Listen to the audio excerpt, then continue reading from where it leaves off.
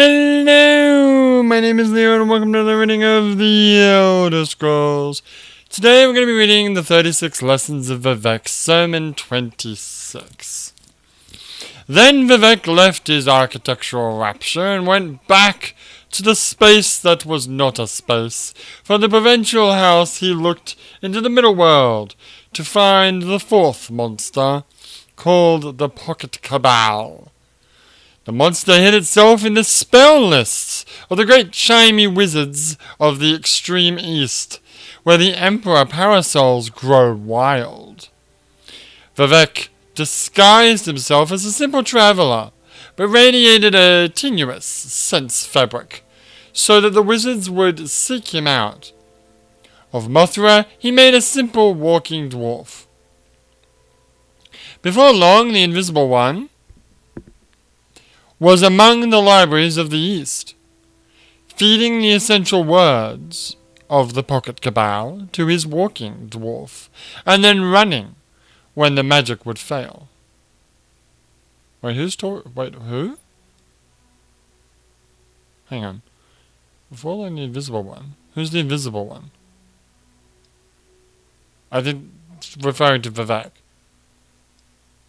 Uh-huh. So Vivec would run when his magic failed? What a loser. Sounds like me. After a year or two of this thievery, Mothra was sick to its stomach, and the walking dwarf exploded near the slave pens of a wizard's tower. The Pocket Cabal then slipped itself into the mouths of the slaves and hid again. Vivec then watched as the slaves erupted into babble and breaking magic? Yeah, breaking magic. Alright, I don't know what that means. It's not belly magic, is it? They rattled their cages and sang out half hymns that formed into forbidden and arcane knowledge. Litany fiends appeared and drank from the excess.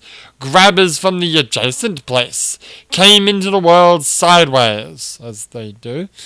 The slave talking having disrupted the normal, non-cardinal points.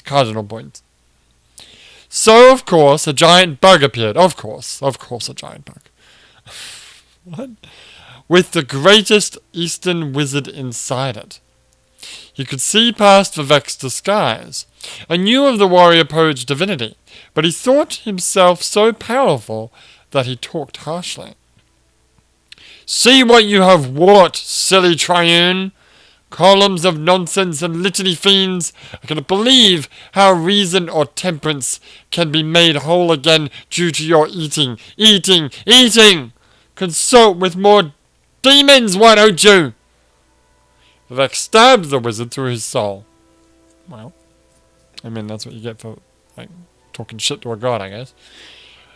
The god bug harness fell on the slave cages, and the slaves ran about free and reckless. Too reckless, more with pregnant words.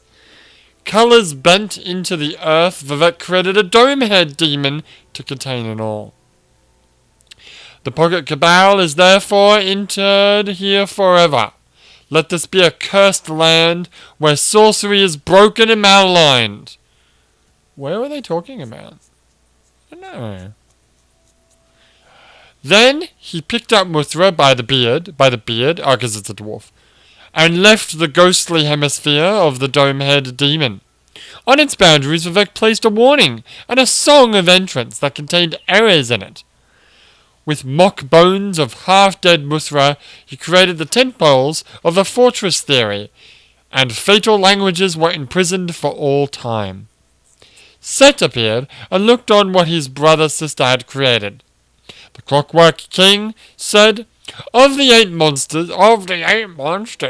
this is the most confusing. May I treasure it?"